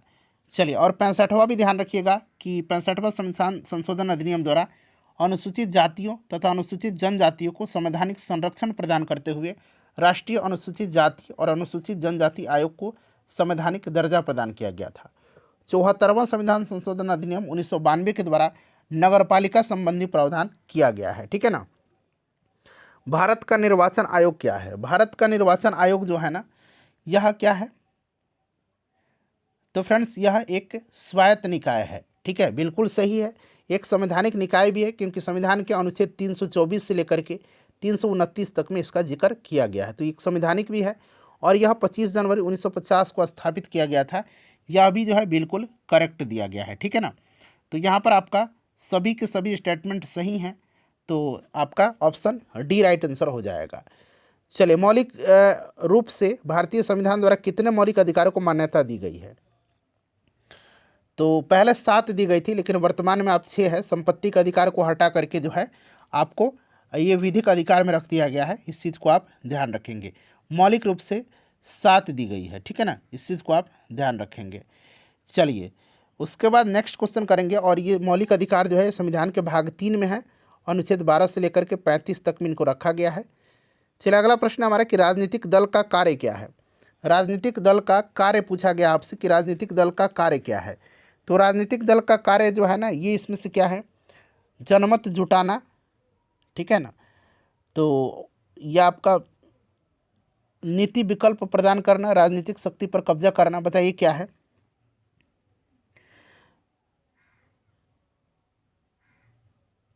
तो इसमें से देखिए, अगर हम बात करते हैं तो आपका इसमें से देखिए, जनमत जुटाना बिल्कुल यहाँ पर ठीक दिया गया है। नीति विकल्प प्रदान करना, ये भी सही दिया गया है। ठीक है, विपक्षी पार्टी द्वारा सत्ताधारी पार्टी की गलत नीतियों का विरोध करना। ठीक है, ये भी आपका सही है। राजनीतिक शक्ति पर कब्जा करना राजनीतिक दल का कार्य है। ठीक है, तो इसमें से एक से अधिक राइट आंसर होना चाहिए। उसके बाद चलिए, अच्छा, किसी भी राजनीतिक दल को अगर हम बात करें कि राजनीतिक दल का मान्यता इनको कौन देता है, तो चुनाव आयोग देता है। ठीक है ना। चलिए, राजनीतिक शक्ति पर कब्जा करना, ये थोड़ा सा इसमें असमंजस है, लेकिन ये निश्चित रूप से 2 आपका राइट आंसर है। ठीक है ना। चलिए, भारत का राजधर्म है, तो राजधर्म तो हमारा कुछ भी नहीं है क्योंकि हम पंथ निरपेक्ष देश हैं, तो इनमें से कोई नहीं राइट आंसर होगा। देखिए, संविधान के अंतर्गत भारतीय नागरिकों को निम्नलिखित में से कौन सी स्वतंत्रता प्राप्त नहीं है? कौन सी इसमें से नहीं है, बताइए। भाषण और अभिव्यक्ति की स्वतंत्रता तो बिल्कुल है। ठीक है, संघ एवं समुदाय बनाने की भी स्वतंत्रता है, देश के किसी भी भाग में निवास करने की भी स्वतंत्रता है। बिल्कुल ये स्वतंत्रता का अधिकार में आता है आपके। ठीक है ना, तो इसको आप ध्यान रखेंगे। इनमें से कोई नहीं राइट आंसर होगा। कांग्रेस पार्टी द्वारा गरीबी हटाओ का नारा निम्नलिखित में से किस लोकसभा चुनाव में दिया गया था? तो फ्रेंड्स, यह दिया गया था 1971 के लोकसभा चुनाव में। ठीक है ना, और गरीबी हटाओ इंदिरा गांधी का चुनाव अभियान का नारा था। तो यहाँ पर आपका 1971 आंसर हो जाएगा इसका। चलिए, सर्वोच्च न्यायालय के मुख्य न्यायाधीश की नियुक्ति कौन करता है? तो इसकी नियुक्ति राष्ट्रपति के द्वारा की जाती है। ठीक है ना, राष्ट्रपति के द्वारा की जाती है। राष्ट्रपति उच्च न्यायालय और उच्च न्यायालय के न्यायाधीशों की नियुक्ति कॉलेजियम की सिफारिश पर करते हैं। ठीक है, इस चीज़ को आप ध्यान रखिएगा। चलिए, उसके बाद देखिए, उच्च न्यायालय का कोई भी न्यायाधीश जो है ये आपका राष्ट्रपति को अपना त्यागपत्र देता है। इसको भी आप ध्यान रखिएगा। चलिए, उसके बाद नेक्स्ट क्वेश्चन करेंगे। राष्ट्रपति यहाँ पर राइट आंसर हो जाएगा। आधुनिक समय में किस देश ने सर्वप्रथम महिलाओं को मतदान अधिकार प्रदान किया था? तो मैंने थोड़ी देर पहले ही बताया था कि न्यूजीलैंड ने किया था। ठीक है, न्यूजीलैंड ने किया था, न्यूजीलैंड ने। ठीक है ना, 1893 में। चलिए, उसके बाद देखिए, निम्नलिखित में से कौन सा क्षेत्रीय राजनीतिक दल नहीं है? क्षेत्रीय राजनीतिक दल नहीं है इसमें से। तो इसमें से अगर हम बात करते हैं तो आपका हरियाणा विकास पार्टी। ठीक है ना, ये आपके राइट आंसर हो जाएगा। क्लियर ना। चलिए, अगला प्रश्न करेंगे अब। नेक्स्ट क्वेश्चन कि निम्नलिखित में से किसका संबंध जो है राज्य चुनाव आयोग से है? किसका संबंध राज्य चुनाव आयोग से है? चलिए, बताइएगा इसका राइट आंसर क्या होगा। इसमें से करेक्ट आंसर सभी लोग बताइए। तो इसमें से अगर हम बात करते हैं तो 73वां संविधान संशोधन अधिनियम। ठीक है ना, ये राज्य चुनाव आयोग से संबंधित जो है, राज्य चुनाव आयोग से संबंधित है। क्लियर ना, बताइएगा। Right answer option number A हो जाएगा ना इसका। चलिए, उसके बाद देखिए, अगला है हमारा ये राज्य चुनाव आयोग। ठीक है ना, 73वां ही होगा। 73वां संविधान संशोधन जो है फ्रेंड्स, इसमें आपको याद है ना कि अनुच्छेद 243 के जो है ना, इसका 243 के, ये पंचायत के चुनाव से संबंधित हैं। ठीक है ना, तो ये राज्य चुनाव आयोग से संबंधित है। चलिए, उसके बाद नेक्स्ट क्वेश्चन है हमारा कि भारत में चुनाव के संबंध में निम्नलिखित में से कौन सा सत्य है? यहाँ पर कौन सा सत्य है? तो देखिए फ्रेंड्स, इसमें से option number D right answer होगा, एक से अधिक। बहुदलीय व्यवस्था भी है, स्वतंत्र निर्वाचन आयोग भी है और सार्वभौम वयस्क मताधिकार भी है आर्टिकल 326 में, जैसे कि मैंने आपको बताया है। चलिए, असत्य कथन की पहचान करना है आपको। असत्य कथन इसमें से पहचानिए। असत्य कथन बताइए। तो इसमें से ऑप्शन नंबर ई हो जाएगा, उपरोक्त में से कोई नहीं। लोकसभा का प्रथम आम चुनाव 1991 में हुआ था, बिल्कुल सही है। स्वतंत्रता के बाद ही भारत में चुनाव के लिए निर्वाचन क्षेत्र के सभी प्रत्याशियों का नाम वाले मतपत्रों का उपयोग हो रहा है। 1990 के दशक के अंत से इलेक्ट्रॉनिक वोटिंग मशीनों के द्वारा मतपत्रों की से मतदान की व्यवस्था के विस्थापन की शुरुआत हुई। बिल्कुल ये सही दिया गया है, ठीक है ना। तो इनमें से कोई नहीं राइट आंसर हो जाएगा। चलिए, तो अगला क्वेश्चन करेंगे अब कि निम्नलिखित में से किसका संबंध परमादेश से है। चलिए, तीनों स्टेटमेंट पढ़िए, चौथा पांचवा तो आपको पता ही है। ऑप्शन ए बी सी तो आपको पता है, डी तो पता है, ऑप्शन ए बी सी पढ़िए। तो यहाँ पर देखिएगा, परमादेश से क्या है, तो न्यायालय यह देखता है कि कोई पदाधिकारी अपनी विधिक कर्तव्य पूरा नहीं कर रहा है, वह किसी व्यक्ति का अधिकार का अतिक्रमण कर रहा है। इसीलिए यहाँ पर option number A right answer हो जाएगा। 5 प्रकार की रीट जारी करता है सुप्रीम कोर्ट जो है आर्टिकल 32 के तहत, और हाई कोर्ट जो है आर्टिकल 226 के तहत। ये कौन कौन से हैं? बंदी प्रत्यक्षकरण, परमादेश, प्रतिषेध, उत्प्रेषण और अधिकार परीक्षालेख, ठीक है ना। तो इसको ध्यान रखिएगा। चलिए, भारतीय संविधान का अनुच्छेद 324(1) किससे संबंधित है? 324(1) जो है यह निर्वाचन आयोग से संबंधित है। कई बार मैंने आपको बता दिया, ठीक है ना फ्रेंड्स। तो ये गलती अब नहीं होनी चाहिए। अगला प्रश्न है कि संघ सूची के विषय में निम्नलिखित में से कौन सा कथन इसमें से असत्य दिया गया है?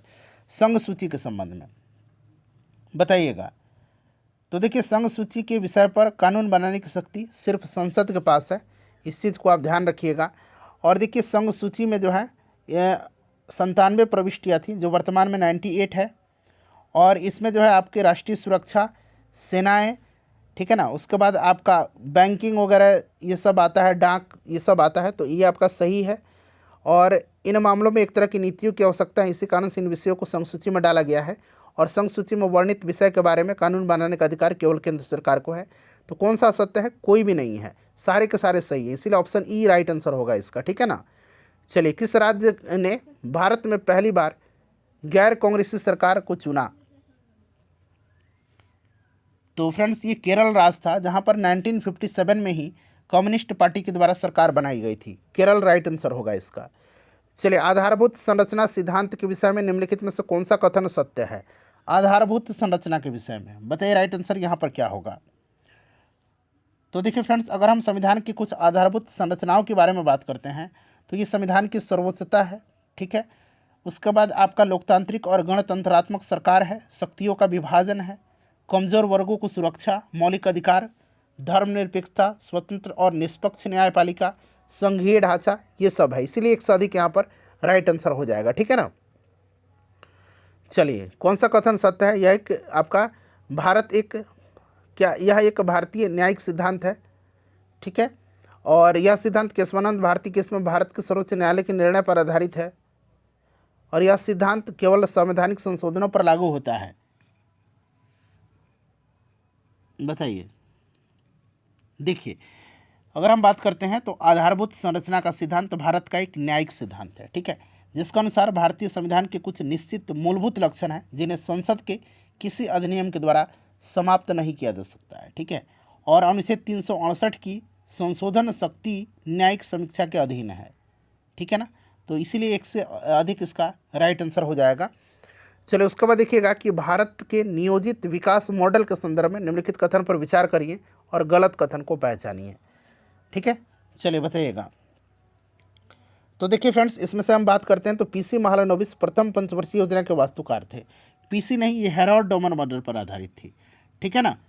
पीसी महालनोबिस मॉडल पर दूसरी पंचवर्षीय योजना आधारित थी। तो यही जो है आपका गलत है, बाकी ये सब सही दिया गया है, ठीक है।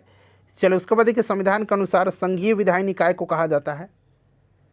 तो फ्रेंड्स, इसको क्या कहा जाता है? संसद कहा जाता है ना, ठीक है, इसको संसद कहा जाता है।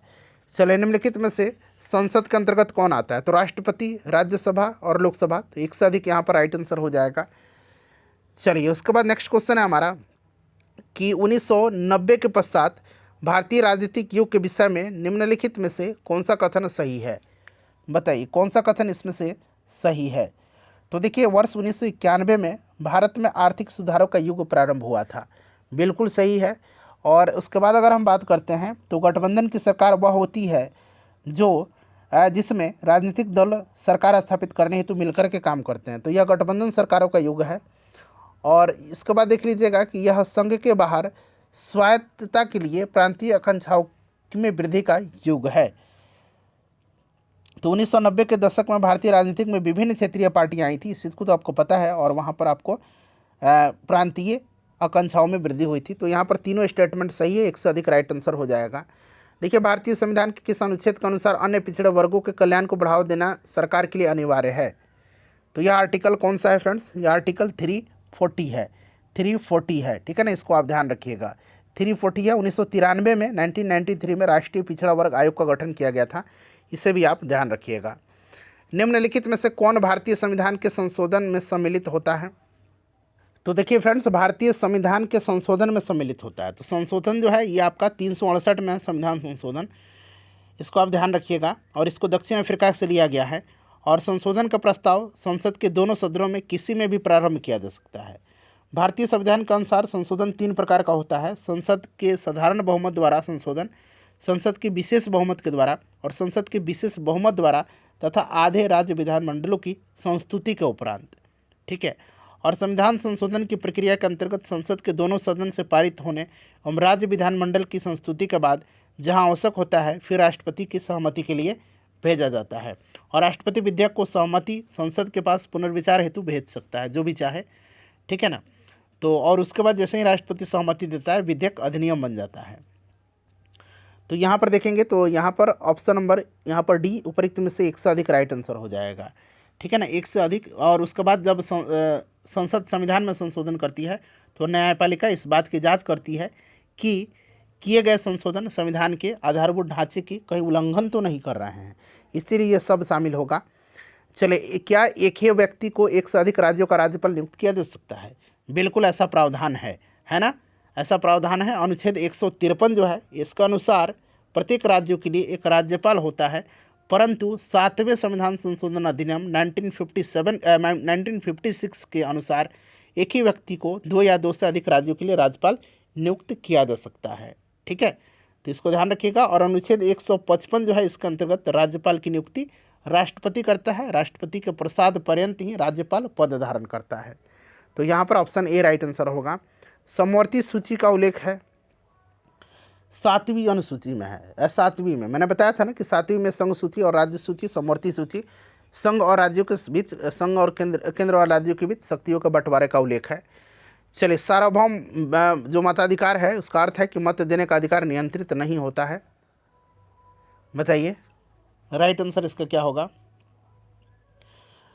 तो मत देने का अधिकार जाति या लिंग से, अवस्था से, संपत्ति से अथवा सामाजिक स्थिति, इन सब से नियंत्रित नहीं होता है। तो यहाँ देखिए एक से अधिक राइट आंसर होगा इसका। निम्नलिखित में से किसकी नियुक्ति भारत के राष्ट्रपति के द्वारा की जाती है? तो भारत के मुख्य न्यायाधीश की नियुक्ति, उच्च न्यायालय के न्यायाधीश, राज्य निर्वाचन आयुक्त। बताइए राइट आंसर क्या होगा इसका? तो देखिए मुख्य न्यायाधीश, उच्च न्यायालय के न्यायाधीश की नियुक्ति राष्ट्रपति करता है, परंतु राज्य निर्वाचन आयोग जो है, राज्य निर्वाचन आयोग, इसकी नियुक्ति जो है राज्यपाल के द्वारा की जाती है। तो ये दोनों को करता है, तो एक से अधिक यहाँ पर राइट आंसर होगा वैसे भी। चलिए, अनुच्छेद 280 संबंधित है, तो यह वित्त आयोग से संबंधित है। कई बार मैंने आपको बताया वित्त आयोग से यह संबंधित है। चलिए, मौलिक कर्तव्यों को किस समिति के सिफारिश पर संविधान में जोड़ा गया? सरदार स्वर्ण सिंह समिति की सिफारिश पर 42वां संविधान संशोधन 1976 के द्वारा इसको जोड़ा गया था, ठीक है ना। चलिए, उसके बाद देखिएगा कि किस देश में फर्स्ट पास्ट द पोस्ट प्रणाली है? फर्स्ट पास्ट द पोस्ट प्रणाली, तो ये जो है फ्रेंड्स किस में है? यूके, भारत, कनाडा, यूएस, इन सब में फास्ट पास्ट द पोस्ट प्रणाली अपना रहे हैं ये देश, ठीक है ना। तो एक से अधिक यहाँ पर राइट आंसर हो जाएगा। टाड़ी विरोधी आंदोलन कहाँ पर हुआ था? टाड़ी विरोधी आंदोलन जो हुआ था ये आपका आंध्र प्रदेश में हुआ था, ठीक है ना। 1992 में आंध्र प्रदेश के नेल्लौर जिले में टाड़ी विरोधी आंदोलन हुआ था। चले, ऐसे विधेयक जिसमें स्पष्ट रूप से करारोपण या करों की समाप्ति से संबंधित प्रावधान होते हैं उन्हें किस श्रेणी में रखा जाता है? उनको किस श्रेणी में रखा जाता है? उनको रखा जाता है धन विधेयक की श्रेणी में, ठीक है ना। धन विधेयक को, और धन विधेयक को परिभाषित किया गया है अनुच्छेद 110 में, इससे भी आप ध्यान रखिएगा, ठीक है। चलिए, धन विधेयक, निम्नलिखित में से किसका लोकतंत्र के विचार में विश्वास नहीं है, किसका नहीं है? तो फ्रेंड्स, ये विश्वास जो नहीं है ये किसका है? कट्टरपंथियों का नहीं है। कट्टरपंथी राइट आंसर, बाकी उदारवादी और समाजवादी तो लोकतंत्र में विश्वास करते ही हैं। चलो, उसके बाद देखिए, लोकतंत्र के अंतर विरोधों को इंगित करने के लिए किसने द एप्पल कार्ट नामक एक नाटक लिखी? द एप्पल कार्ट नामक नाटक, बताइएगा। तो ये लिखा था किसने? तो फ्रेंड्स, ये लिखा था जॉर्ज बर्नार्ड शॉ ने, ठीक है ना। 1928 में इन्होंने जो है द एप्पल कार्ट नामक एक नाटक लिखी थी, 1928 में।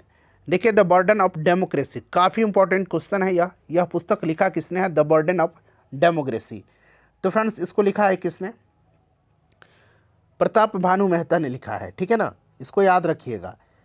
चलिए, उसके बाद देखिएगा, नेक्स्ट क्वेश्चन है हमारा कि भारत के संविधान को किसने बनाया है? तो भारत के संविधान को बनाया है संविधान सभा ने। किसने बनाया है फ्रेंड्स? संविधान सभा ने बनाया है। तो ये तरह छोटा छोटा प्रश्न है, इसको ध्यान रखिएगा, ये सब हम ऊपर डिस्कस कर चुके हैं। चलिए, निम्नलिखित में से किस देश ने एकदम आरंभ से ही अपनी लोकतांत्रिक व्यवस्था में सार्वभौमिक वयस्क मताधिकार लागू किया था? तो यह लागू किया था किसने फ्रेंड्स? तो यह भारत ने किया था, ठीक है ना। भारत ने ही स्टार्टिंग से ही किया, 1947 से ही यह हमारा लागू है। चलिए, उसके बाद देखिए, निम्नलिखित में से किस देश में एक बहुमतवादी लोकतांत्रिक राज्य व्यवस्था का होना माना जाता है? तो फ्रेंड्स, ये आपका राइट आंसर क्या होगा यहाँ पर? तो श्रीलंका में बहुमतवादी लोकतांत्रिक राज्य व्यवस्था का होना माना जाता है, ठीक है। श्रीलंका एक अर्ध राष्ट्रपति प्रतिनिधि लोकतांत्रिक गणराज्य है, जिसके तहत श्रीलंका का राष्ट्रपति राज्य का प्रमुख और सरकार का प्रमुख दोनों होता है, ठीक है। तो यहाँ पर option number A right answer होगा। निम्नलिखित में से कौन भारत में सरकार का सबसे निचला स्तर है? सबसे निचला स्तर जो है इसमें से आपको पता है कि कौन सा है? तो ये पंचायत होता है, ठीक है ना, पंचायत। क्लियर? इसके बारे में मैं आपको पूरा डिटेल बताया हुआ हूँ। चलो, उसके बाद देखिए, एक लोकतांत्रिक राज्य व्यवस्था में सत्ता संघर्ष का सबसे सुंदर प्रकार निम्नलिखित में से कौन है? बताइएगा, इसमें से राइट आंसर क्या होगा? तो फ्रेंड्स, इसमें से आपका चुनाव है, ठीक है ना। सबसे सुंदर यहाँ पर चुनाव इसका राइट आंसर हो जाएगा, सत्ता संघर्ष का। नेक्स्ट क्वेश्चन है हमारा कि इनमें से किसे भारत में लोकतंत्र को गहरा करने का श्रेय दिया जाता है? गहरा लोकतंत्र को करने का, तो फ्रेंड्स, ये पंडित जवाहरलाल नेहरू का, ठीक है ना। पंचायती राज व्यवस्था का शुभारंभ इन्होंने किया था, आपको भी याद होगा। तो यहाँ पर ऑप्शन नंबर ए हो जाएगा। चलिए, उसके बाद देखिएगा कि इनमें से किस सिद्धांतकार ने लोकतंत्र शब्द को बहुतंत्र शब्द से स्थानापन्न करना चाहा? ये कौन है? बताइएगा राइट आंसर। अच्छा, राजस्थान के किस जगह से जो है पंचायती राज का शुभारंभ तत्कालीन प्रधानमंत्री पंडित जवाहरलाल नेहरू ने 1959 में किया था? जगह का नाम जरा आप मुझे कमेंट करके बताइएगा। हमारा ये आखिरी क्वेश्चन है, पूरा सेशन मैंने आपको पूरा क्वेश्चन करा दिया। ट्री 1 और ट्री 2 में जो पूछा गया था पॉलिटिकल साइंस का। सेशन को लाइक करिएगा और फ्रेंड्स इसको शेयर कर दीजिएगा। रॉबर्ट डहल इसका राइट आंसर हो जाएगा।